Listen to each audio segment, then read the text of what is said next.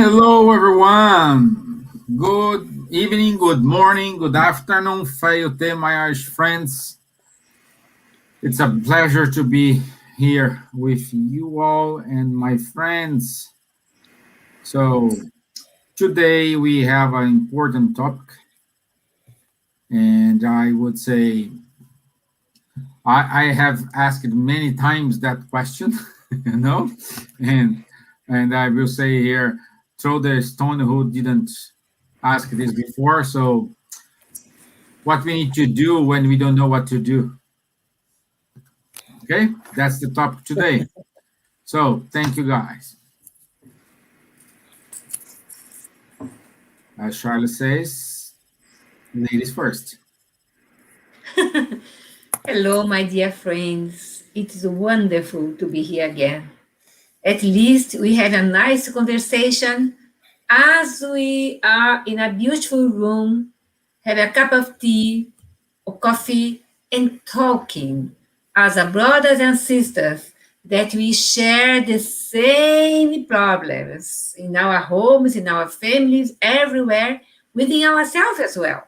So now, once again, good evening, good morning, good afternoon to everyone in the world, my friends, my brothers and sisters.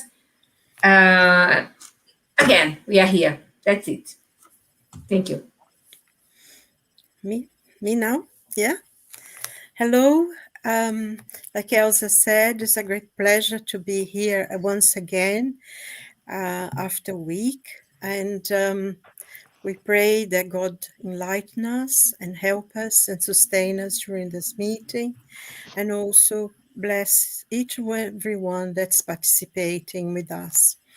I say good evening and good afternoon. Welcome, and it's a real pleasure to be with all of you. So God bless us, one and all, as little Tim used to say. Thank you. Bonjour à tous, bonsoir, selon où vous vous trouvez sur notre planète. C'est une immense satisfaction d'être nouvellement, encore une fois, avec vous ce soir pour parler de ce sujet donc, qui est lié aux questions existentielles. Voilà.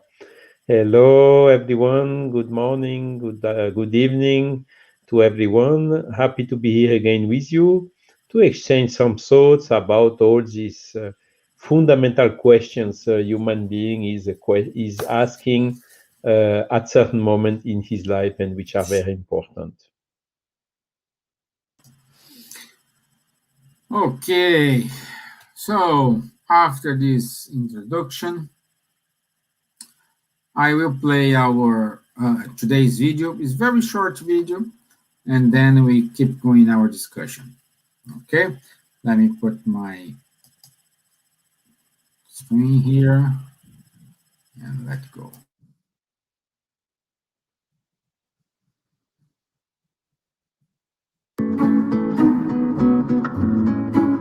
By having something we believe in, by creating for ourselves a construct, psychological construct of something that is grander than all of us.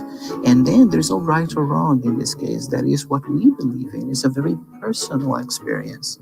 But by having this, by creating this construct of that's something that is much larger than what we are, we can then project a future for ourselves, a situation of improvement, even if it's not something that can be carried out at that very moment.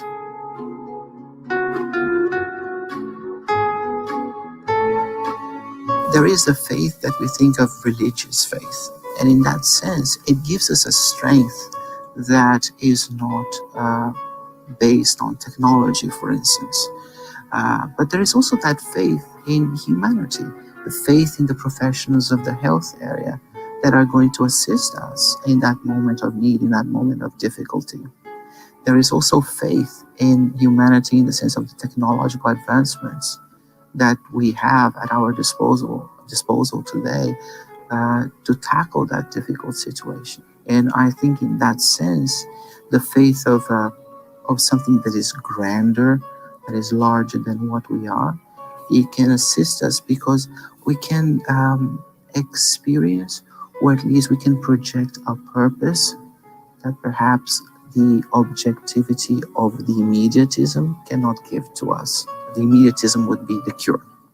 That would be what anyone who is in a difficult, going through a difficult infirmity would want, would desire. But then you also have the situations where we know it can be a battle that for the moment we don't have a cure for, or that we don't have the necessary tools, medical tools, nursing tools to address it. So the faith would allow us to have resignation, will allow us to get a better understanding of and cope better with that situation. Even though we cannot see in the near future a cure for it, we will live better through that experience. We will not be as miserable, I would put it this way. And I think it has major psychological impacts. And faith here is in the most generic sense of the word possible. It doesn't have to be the religious faith that we would say ritualistic faith, but that feeling, that internal feeling that allow us to devise a better purpose for ourselves.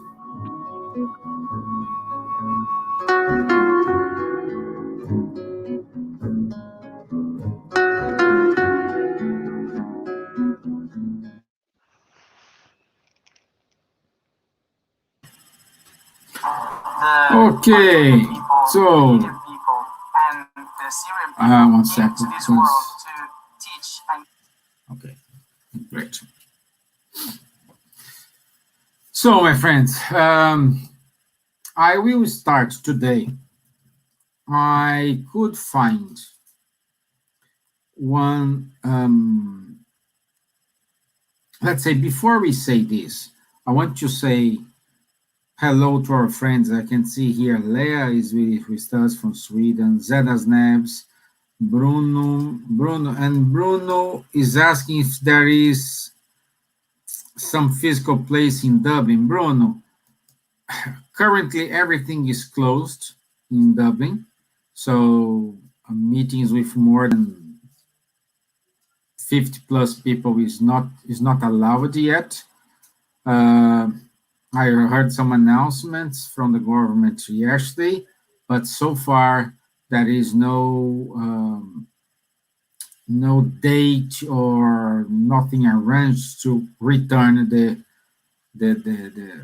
meetings here in Dublin. Okay, thank you guys, thank you. But I invite you to go to www.isf, which is .ie, which is the website of the Irish Spiritists Federation, and there you can find us on our lives and everything with about it. So I will start this discussion today, and I found a text from the spirit André Luiz, psychographed by Chico Xavier, and I did, of course, the message was in Portuguese, and I did a free translation, so for this I apologize, Silvia, beforehand, and I will read for you guys here. So the name of the text is Answers on the Path. Bringing your conscience clear in the duties that life has given you to fulfill, you can and should live your life peacefully without any need to be unhappy. Help others without worrying too much about the problems they present because they want to solve them themselves. Do not fix so intensively on the external aspects of events, but place your inner vision on the facts in progress so that your understanding may clarify your reasoning. Dedicate yourself to your work with all available resources, recognizing that if there is any need to change your attitude, your task will make you feel it without saying any word. If you have experienced any failure in executing your ideas, do not blame these but yourself. Reflect on the best way to carry out readjustments. If you do your job correctly, your clients or beneficiaries will come from far and wide to look for the value of your experience and your competence. In any indecision, value the opinions of friends who talk to you about the matter, but keep the conviction that the decision will always be your own.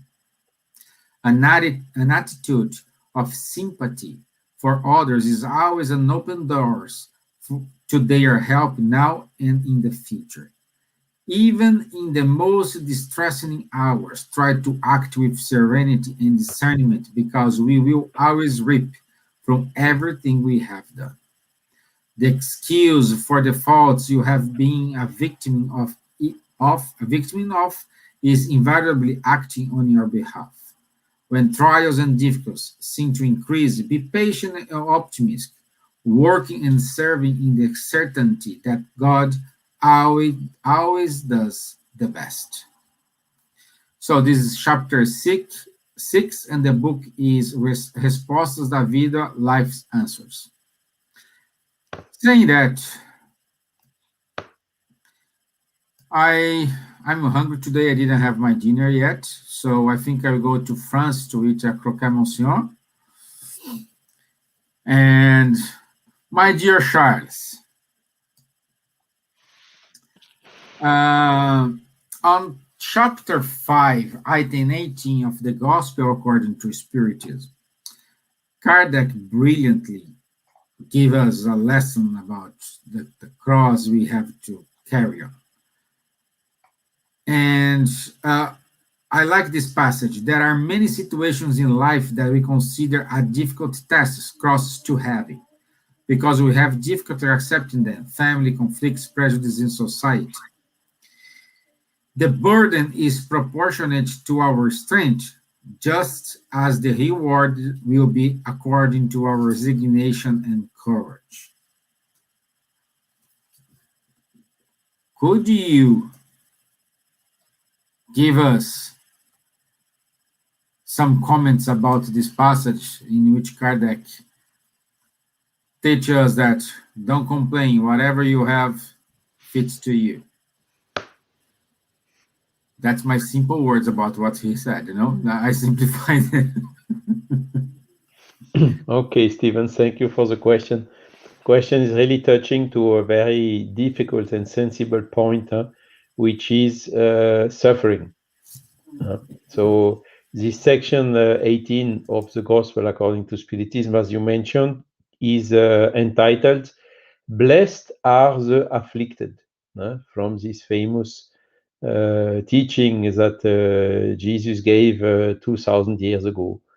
So he was seeing the persons afflicted, which are suffering, as he's qualifying them as blessed. So it is something which is really very, very difficult to explain to someone who is really suffering. The person is suffering, seeking for help, for some relief, and you come and tell her, "Oh, you are blessed." So it's really not the easiest way.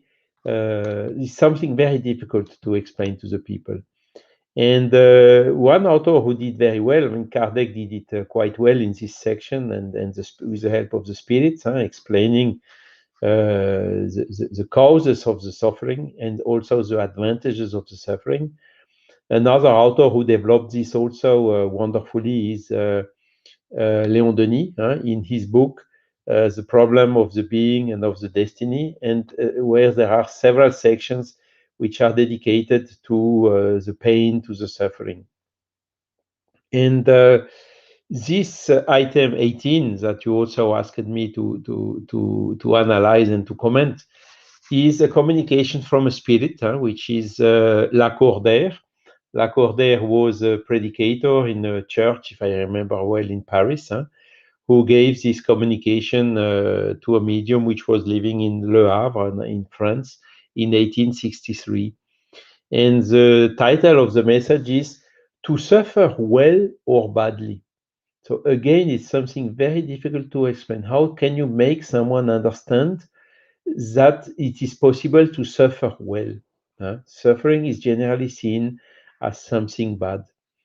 And everything comes back to a kind of synthesis of the previous lives we have made in this Spiritual Light series, answering to the existential questions. What are we? Where do we come from? Where are we? And where are we going to? And also the other natural laws, some of them very simple, like the law of cause and effect. So it's a basis axioma that every effect must have a cause, and which is used in all the science and everywhere nowadays still. And I will give, as I do usually, very simple example. You take a hammer and let's say without willing, you hit your finger with a hammer. Okay, so this is a cause. What happens next? You are suffering, you have pain in your finger. It's getting, how to say, hematome, some internal bleeding or whatever, and it is painful. Is it or isn't it? So in this case, we suffer, but we know why we suffer. We have the link to the cause, which is direct. But still, let's suppose if you understand this, that hitting your finger with a hammer is leading you to suffer, has an advantage. It has the advantage that the next time you will be careful, more careful, not to hit your finger with a hammer.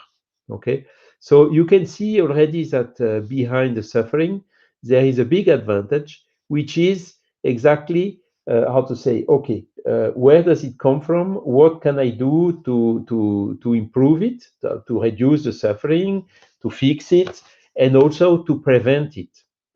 And this is a very simple example, but which can teach us, give us a big strength to understand the suffering in our lives. When there is a suffering, you get a motivation to overcome the suffering, to prevent it, to try to alleviate it for you or for your neighbor, or for the beloved one, or whatever. So in certain way, it is stimulating our activity in order to bring improvements, which can be then become very general improvement, useful for a lot of people. Okay, so we can see that when there is a suffering, there is a kind of a challenge. It's a kind of generating some kind of stress that we have to take as positive stress in order to find ways to resolve or to prevent further sufferings. Now, we have seen also the existence of God in previous lives, and the fact that if God exists, if God exists as a first cause of everything which exists in the universe, when we see all this harmony in the universe, for instance, when you look at physical body, we talk about wounding. With the time, it fixes, the pain is going out. When you are bleeding, with the time, it is with the time also it's a cicatrization coming on. There are so many incredible and wonderful mechanisms wherever in the universe that if God exists, he must be, or it must be infinitely perfect. So if God is how to say, letting happening some suffering, it is again for having something positive coming out of it. And this positive things is exactly our personal progress and the progress of humanity. So seeing in this aspect, we can see much better. And then seeing also about the reincarnation, many lives that we also developed in the previous emission, we can also understand, with the fact that we do not have always the memory of our past lives, why it can sometimes happen that we suffer in this life the consequences of things that we have done wrong in past lives. Okay? So we do not know why, for instance, some people are born with some physical or mental deficiencies or whatever, when we are reasoning only on one life. But when we reason we are reasoning on several lives, then we can understand that this effect can have a cause from a previous life, and that if everything goes well in this life, in the next life, it will not happen again. Okay, so all this enables us to understand the sufferings. So again, there are two types of suffering: the ones that we know the causes coming from mistakes we have done ourselves, that we are then trying to prevent it, to avoid, and the other sufferings, which is not a direct consequence of what we have done, at least in this life, the sufferings that we cannot do nothing against it, and then we have to understand by this infinite goodness and mercy of God that this suffering has a meaning for us. It is helping us to go in a certain way. It is helping us to think about it. It is helping us, challenging us to find new ways or new solutions in order to overcome this suffering, in order to find the meaning in it, in order to find also in which way this will help us to progress. So in other words, you can see that clearly the suffering is something which is challenging, which is stimulating the progress. We can also say that the progress is done in two ways, either by love or by suffering. Okay, so the suffering is not something mandatory for us to progress. We can progress by love, by using our will for this own progress. But what we see is that generally around us, a lot of people, when everything goes well, are really not progressing. They are at the opposite, accommodating, and how to say, stay stationary, not solving the problems, not preparing themselves properly for the next event. Look what happened recently in Louisiana again. It happened exactly, I don't remember, 10 or 15 years ago in a similar way. But we can see that this time it had much less consequences than the last time, exactly because the suffering from the last time teach lessons, and the human being, by using his intelligence, made such to make some dikes or protections or whatever to avoid the bad things who happened 15 years ago to happen again.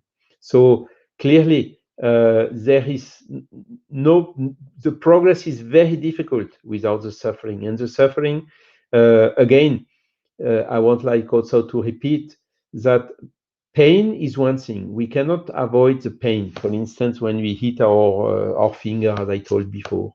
But the suffering is then more linked to our way to cope with it. So if we cope negatively with it, we will suffer a lot. But if we cope positively with it, seeing it as something which will help us to progress, then even if we have pain, the suffering is much less. Okay. So all this is showing, because it's a fact. Suffering exists in the world, so it cannot be unfair, because otherwise it would mean that the law of natures and God himself could be unfair, which is a contradiction with this infinite mercy of God. So that's why it's helping us to find a better understanding in our lives, in particularly for these periods of suffering which are more difficult, in order to have the resources to face it, to cope with it, as it was told in the video, in a better way, and consequently to reduce it and to take it as an advantage for the progress. And this is basically what the Spirit is explaining in this item 18 of the section 5 of the Gospel according to Spiritism, explaining this sentence coming from Jesus, which is saying, blessed are the afflicted. And how to say, it's again something which is very difficult to explain. Some people will reject it, will have a revolt, saying it's totally unfair that they are suffering. But again, that is not the best way to overcome it, to cope with it. And also, it's not in line with this philosophical idea, root idea that if God exists, he must be infinitely good, infinitely just, and infinitely merciful. So I hope I answered to the question, Stevan. Yeah, brilliant. Thank you. And we have here some comments.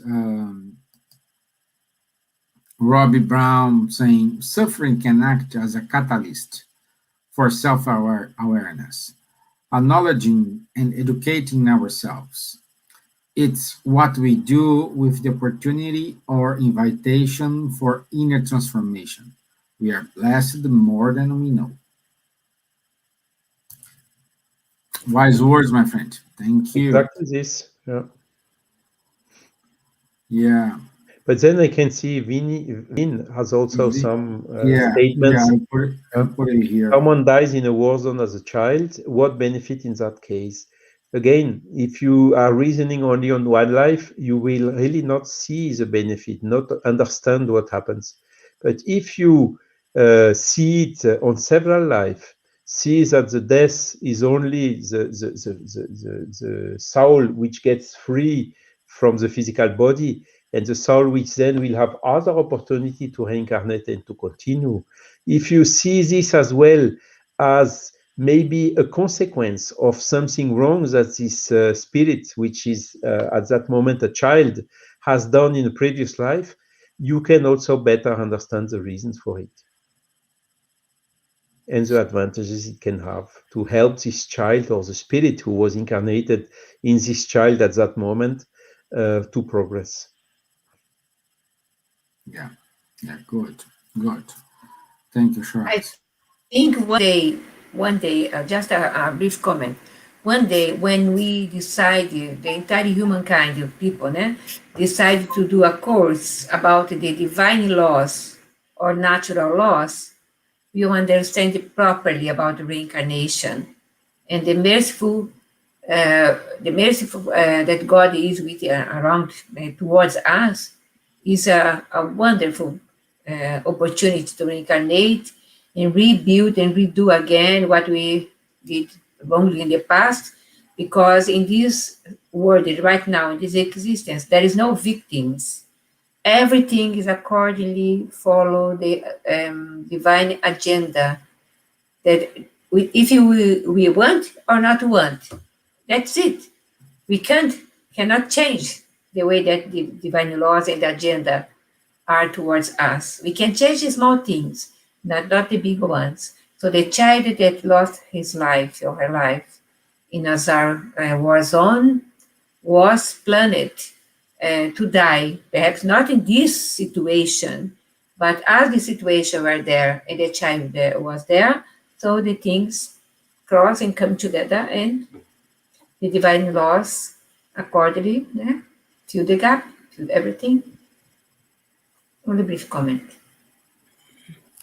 I think I'd like to say something as well, because of course, when we're going through difficulties to problem and periods of suffering, we don't feel ourselves blessed. We have to recognize that you find it very hard sometimes to cope.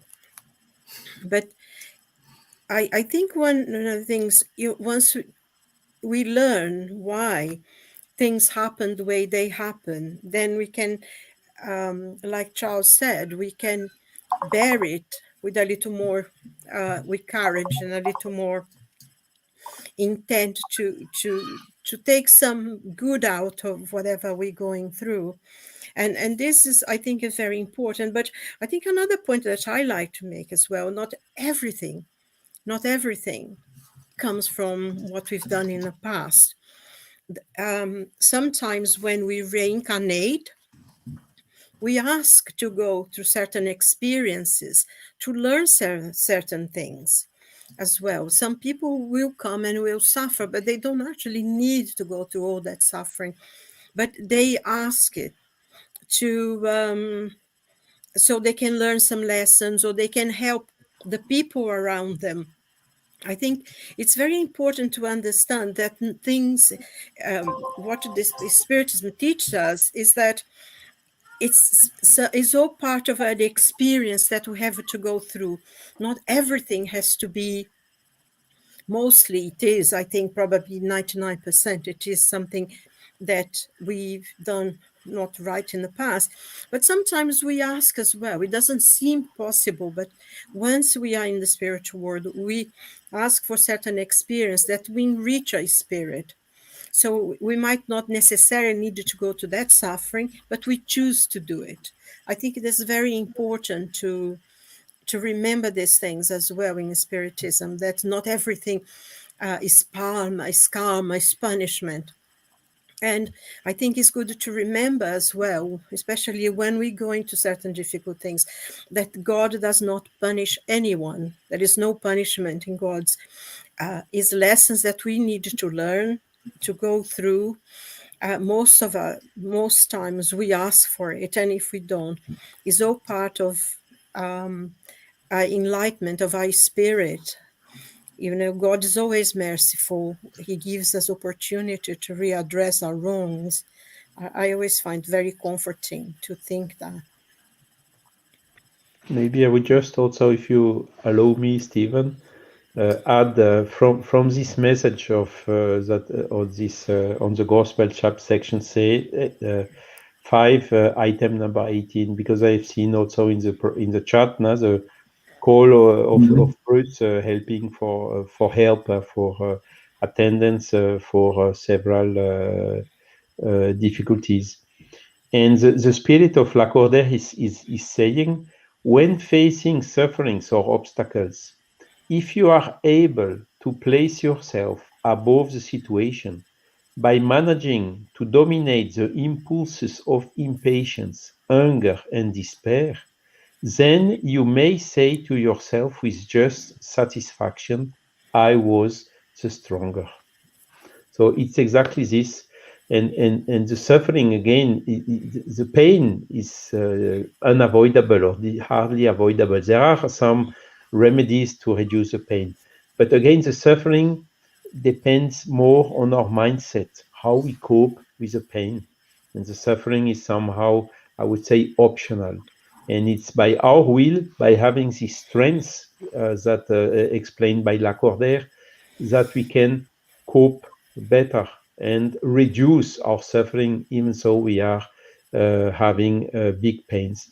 And as a personal example, when I think today what was one of the happiest days in my life, it was exactly after the surgery. When you feel the pain, when you have all this apparatus medical blocking you see the thing, one monitoring the heart, the other one monitoring the blood pressure, and then you have also the thing coming into your blood, and you have also the other drains and whatever.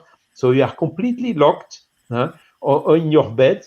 You cannot even turn around, even less standing up, and with all the pains and all these consequences of the anesthesia and so on. And then really lying in the bed like this, looking to the high, evocating the good spirits and God's, I'm here in your hands. Tell me what I should do, and I will do it. And really, it gave me so big satisfaction that today it's one of the happiest days in my life. So again, this illustrates how we can cope with the suffering. And then, of course, after 2 days or 1 day, then you can stand up, they remove one stuff, then they remove the other stuff. And each time it's a victory, and you see the end of the tunnel coming out of this situation.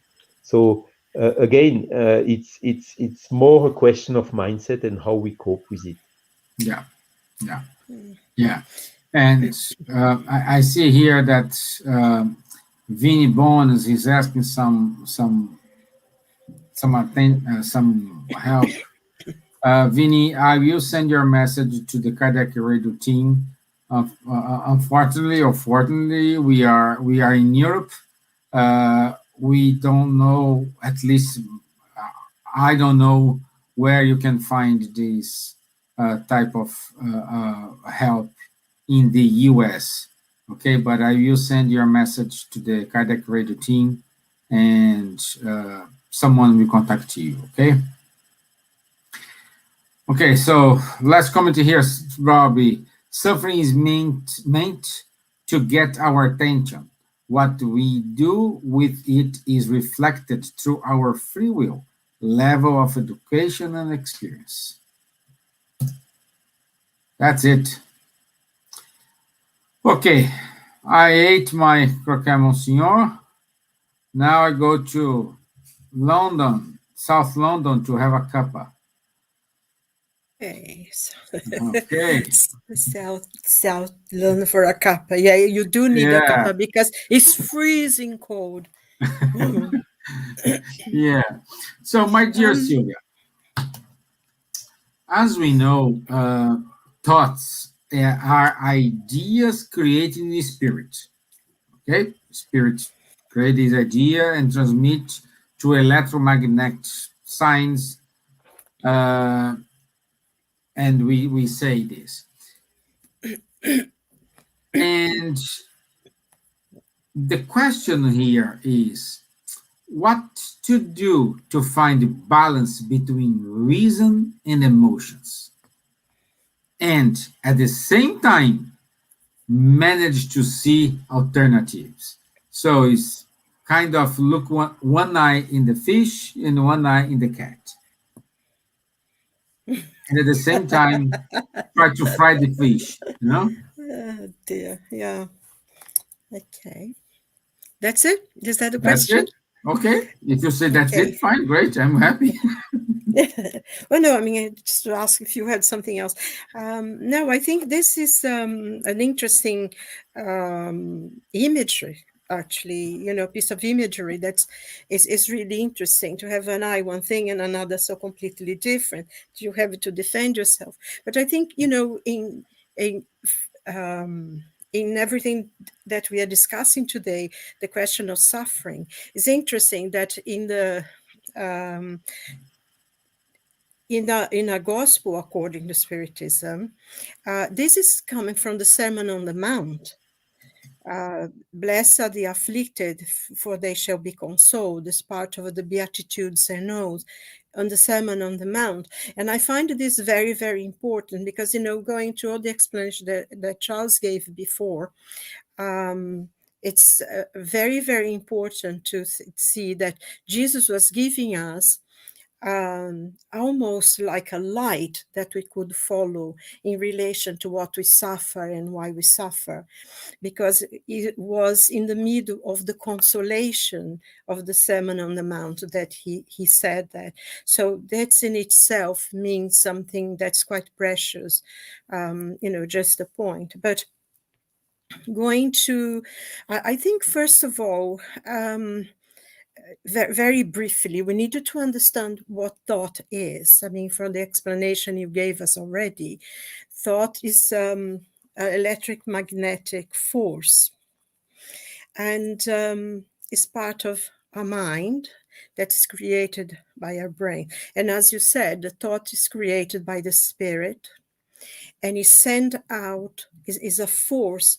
I think, by reading André Luiz Emmanuel, especially in Pensamento, Vida, Thought and Life, it's very, very important for us to understand how important our thoughts are, how creative they can be, and how destructive they can be.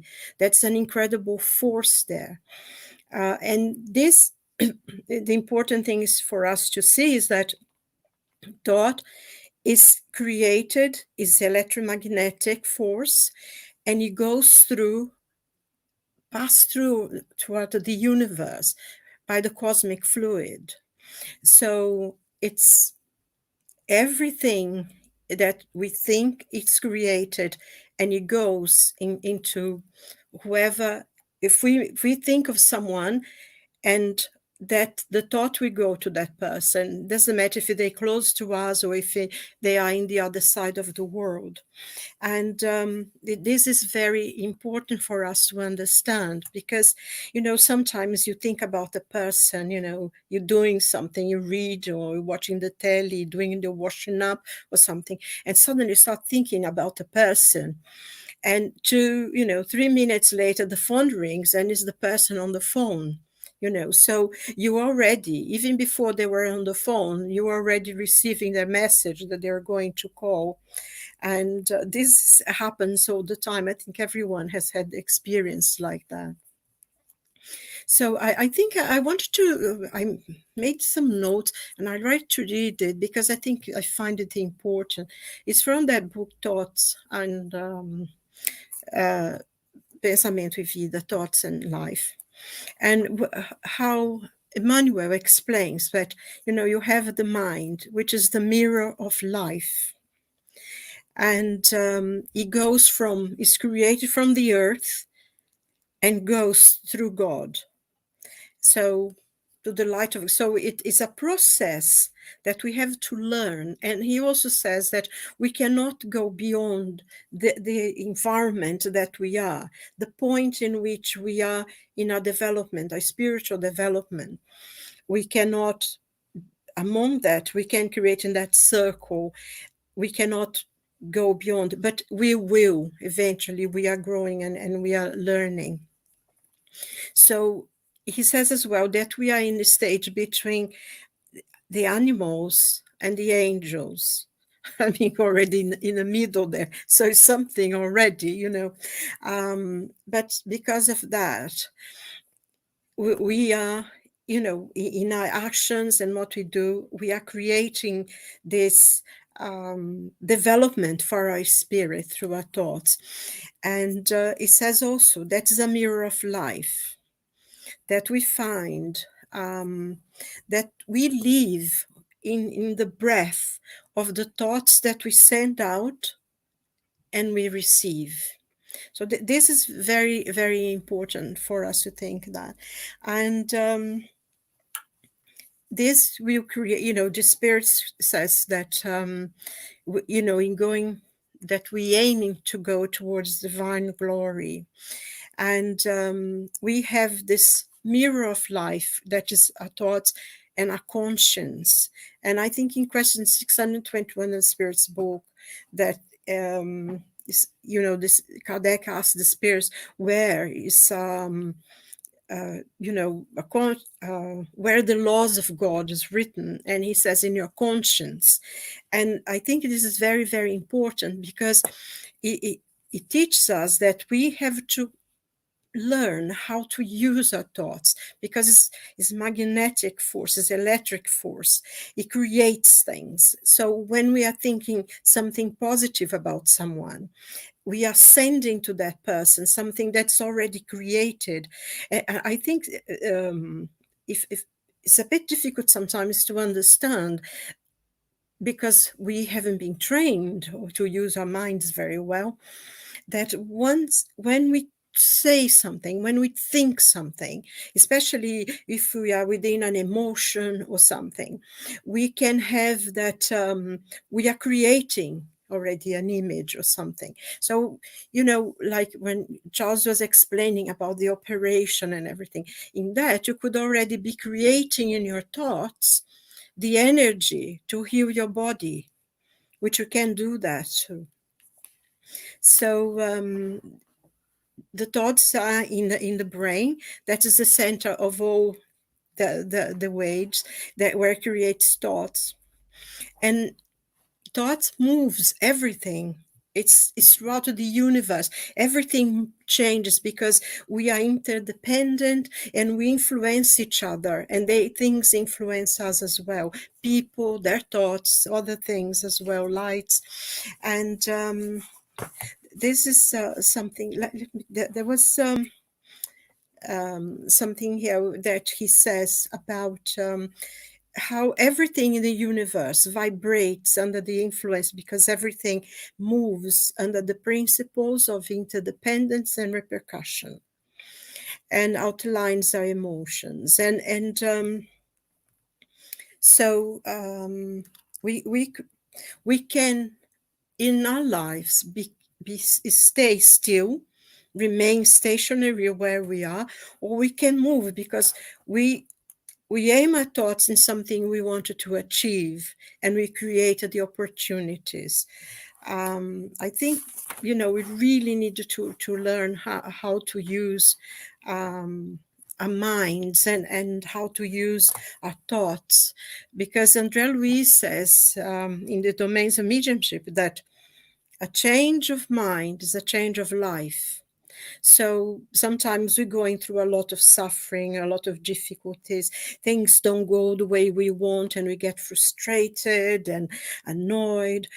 And if we just stop, instead of being annoyed, spending all that energy in a negative way, just sit down and start seeing ourselves achieving something already, like already getting the word for what we're doing, even for ourselves. And I think that that's an important thing for us, because he says thought is an electric magnetic force. Thought, electricity, and magnetism, they go together. And it's interesting that, and defines and creates affinity or dissolution, assimilation. So we are constantly, absolutely bombarded by thoughts that come from other people, by other things, but also people are receiving what we think as well. And it's interesting sometimes, if you are in a situation, in a meeting or in a party or something, and you see someone and suddenly you look at the person is looking at you, for whatever reason. So there is always that connection that sometimes we don't know. And I think also the power of constructing something with our thoughts. As an example, very brief, in one of André Luiz's books, he's talking, they are seeing this writer, and they have all these people surrounding him, around him, tempting him, doing all sorts of things. And he says, but they are so different. The spirits are very different, because he sees things from the spiritual world. And his tutor, I think was Aulus, if I'm not mistaken, says to him, but those are not people. Those are not spirit. Those are his thoughts. So he created these thoughts in him. So these people now are controlling him.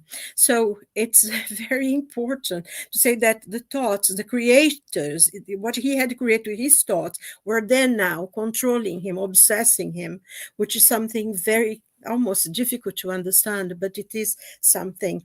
And once we know that, we know how we need to really educate the way we think, because it creates ideas, the ideas creates actions, and actions, we go and do things either good or bad. So it's important for us. And I like to say a little bit as well about prayer, because we go again to the Gospel according to Spiritism, and it's chapter 27, ask and it shall be given you. And of course, it also comes from the Sermon on the Mount. It's part of the Sermon on the Mount, which is very interesting. Maybe you should go and read it again, because we're having it.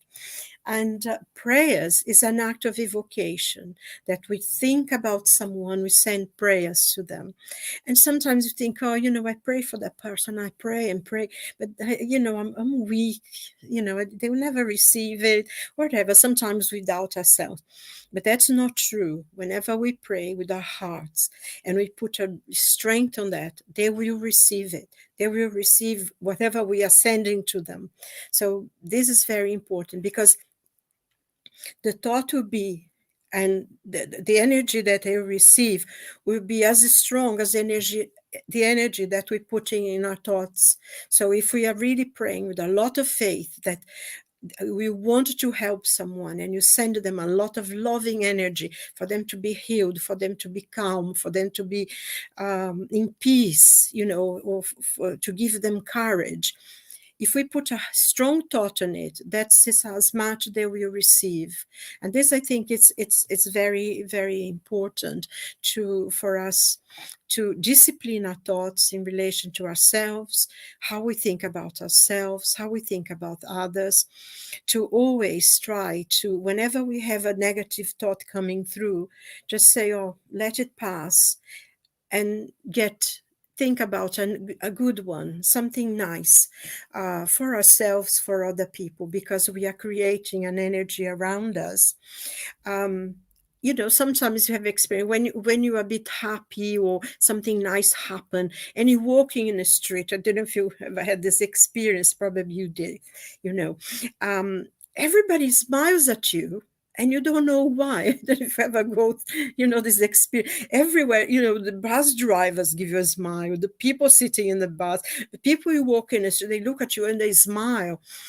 And, often I think, why are they smiling at me for? But I think because sometimes you are having such a nice thought, or you're having such a nice energy because you think something good, or you're praying. Sometimes as you walk in the street, you pray, or you see something absolutely beautiful. And I'm so grateful that you have eyes to see those things. And I think you're spreading out, you're sending out this joy.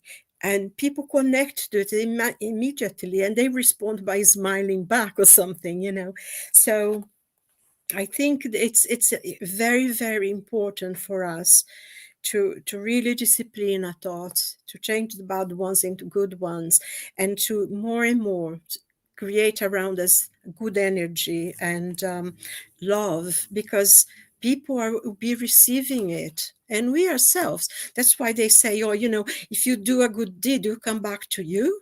Because of course you're sending all this good energy and people are receiving it, and they will think about you because they'll receive it from you. They will send it for you. And of course you come back because they are sending good energies as well. So I don't know if I answered the question, but I think it's an important point to think about thoughts and what we do with it. Thank you.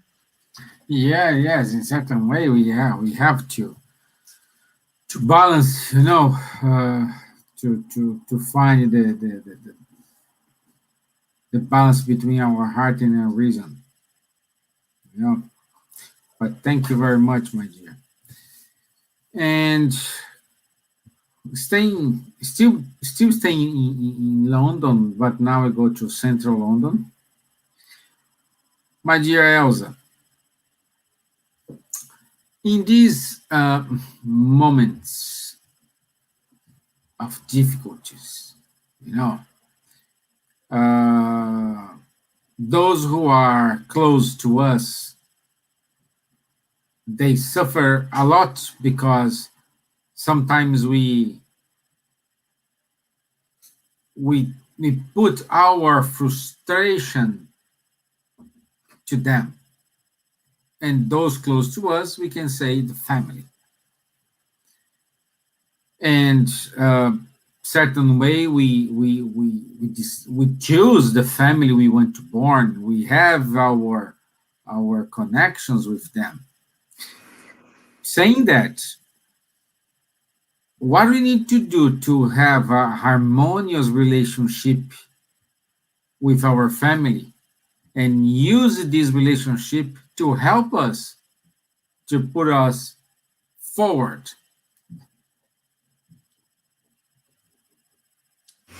So we have to remember that we have relationships within the world, physical world, and also we have relationships beyond this world, so in the spiritual world.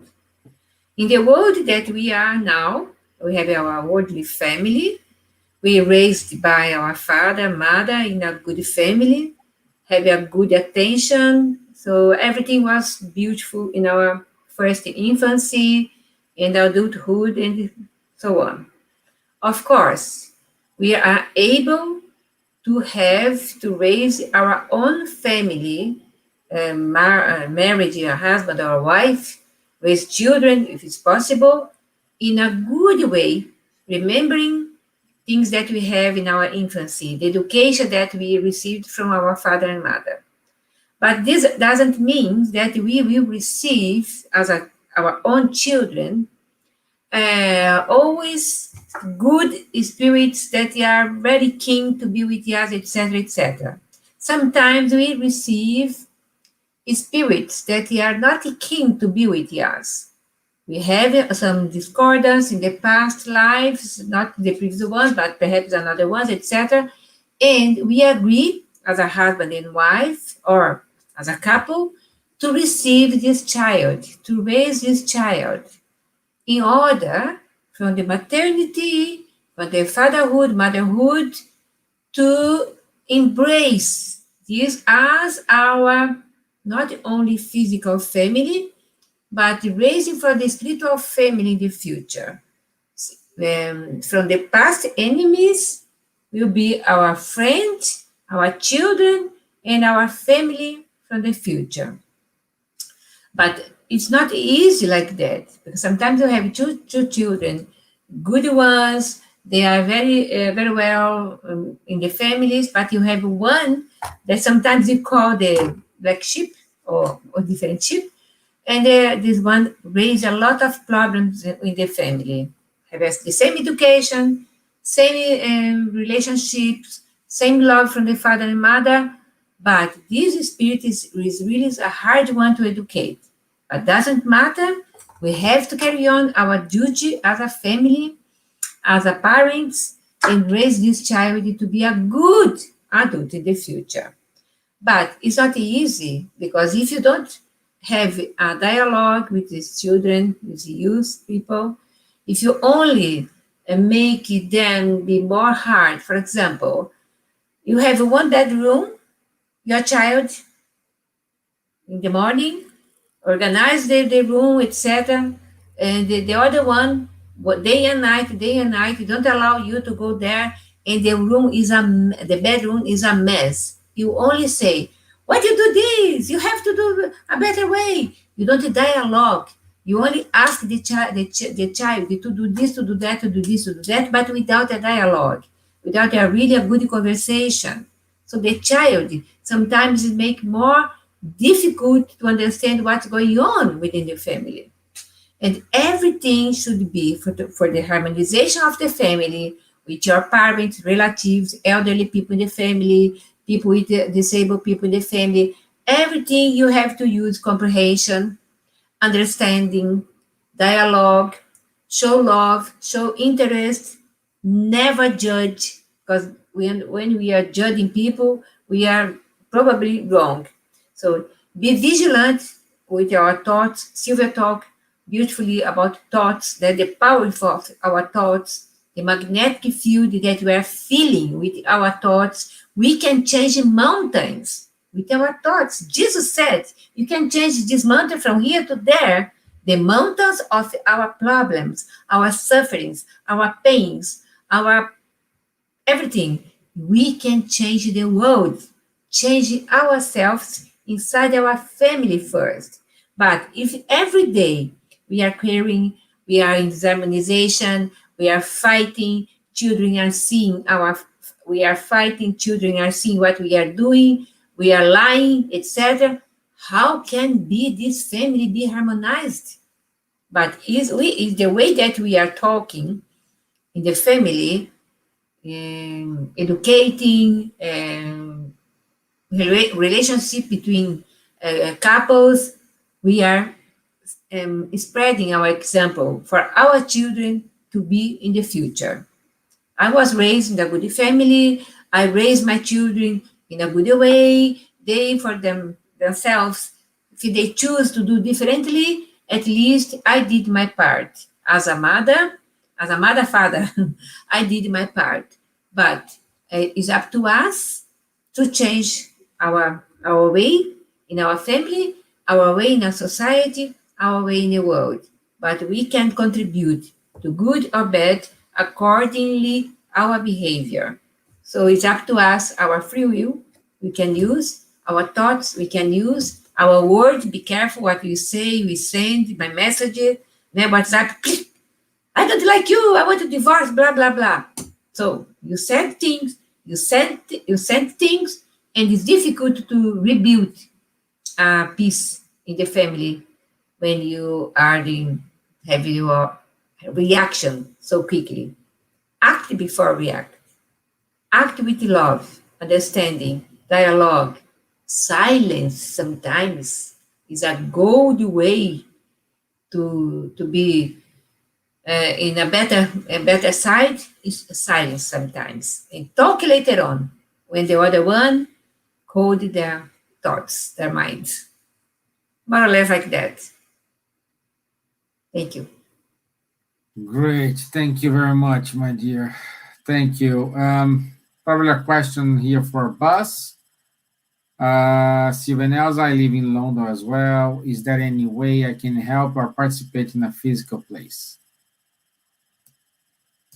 Yes, you can send a message through our website or you can use our office arroba at At bus.org.uk. If you can type it there, Stevan, for me, office at bus.org.uk. Or can go to the website. We have a place to send a message there. I can send information to you.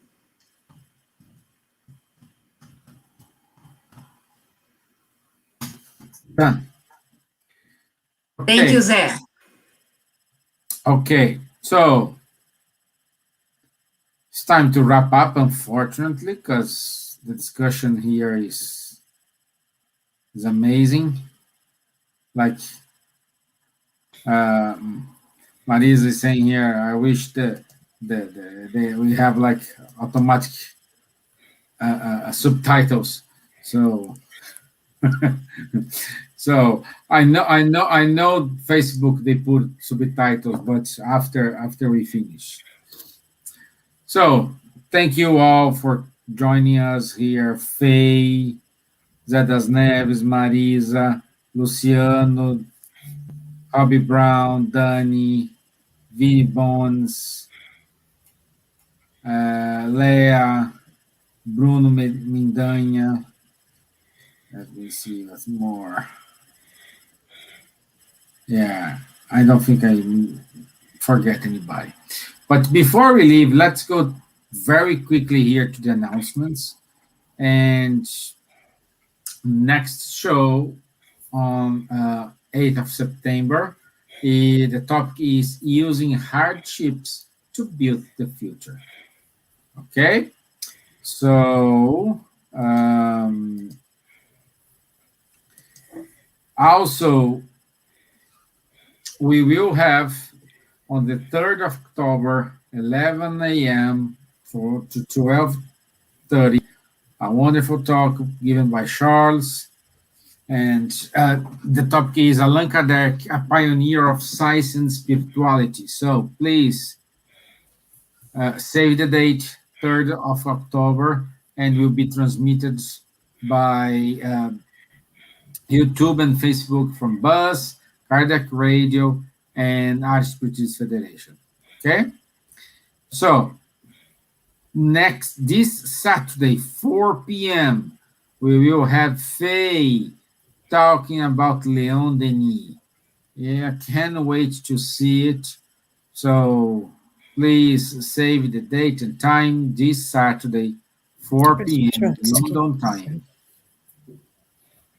Also, we will have in September, on the 11th of September, which is the following Saturday, we will have a conference on suicide prevention with Tani Stevanin, Mick Collins, Fernanda Perini, Marina Stiegel, and Peter Fenwick. So, Fenwick. Okay. Also, we do have our friends from Kardec Group. They do have lovely podcasts, and you can find these on Apple Podcasts, Amazon Music, Spotify, Deezer, and the topic is Insightly Speaking. So I will invite you to listen that.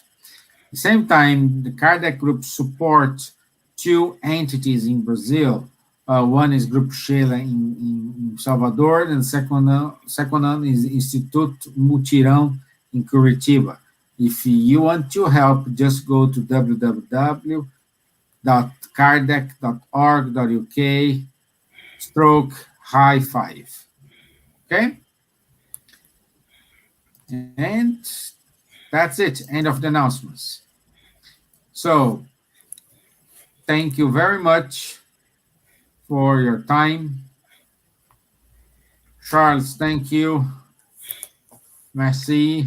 Merci, Stevan. Thank you all. Silvia, Elsa, thank you. Night, bye.